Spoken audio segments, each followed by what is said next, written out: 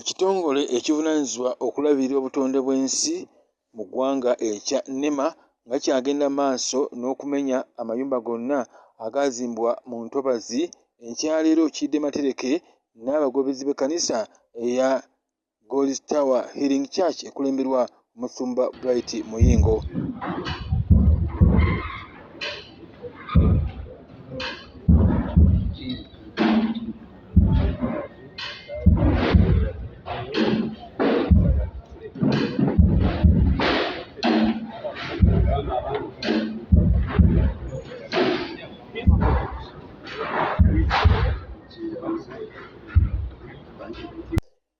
NEMA ne poliisi yaayo etuuse mu kifo kino n'esaba abagoberezi baayo bafulume ekkanisa olw'enno etandike okukola omulimu guno.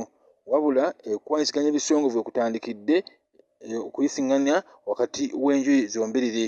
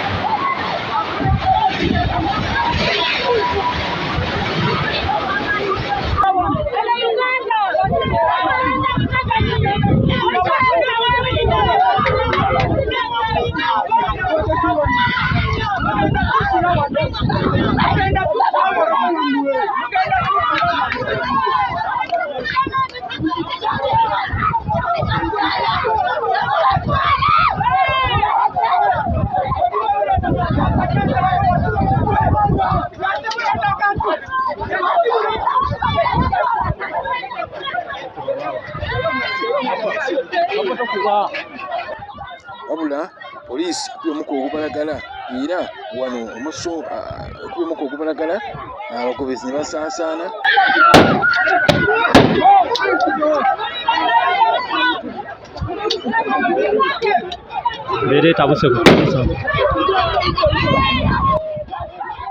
Wano omusumba w'ekkanisa eno Bright Muyingo walabiddwako ng'addukira mu toyireti okwekweka, walabiddwako ng'addukira mu kaabuyonjo okwekweka, wabula eyo gy'avudde ng'omuko ogubalagala guyinza obuzito n'adduka okukakana ng'agudde mu mwala.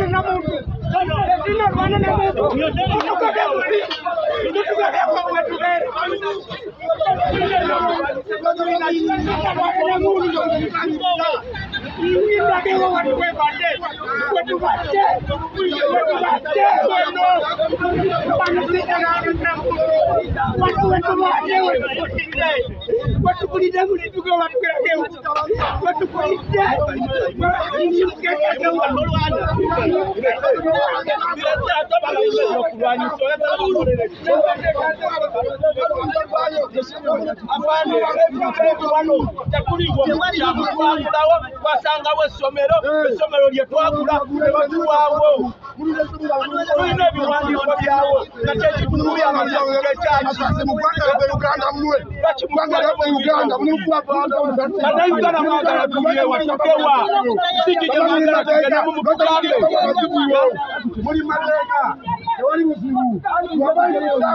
bannayuganda mwagala tugewa omwandu akatono kayina kayina okukozesa tetuliwo mu bukyamu tulina ebiwandiiko twasangawo essomero twagulawo mu mateeka mwagala katukole Ekitwaka kiweetiye ogenda mu maaso n'okola omulimu gwakyo. Okakana ekkanisa yonna eriddwa ku ttaka kyokka ng'ebigambo biyitiŋŋana okukiryako enkuba.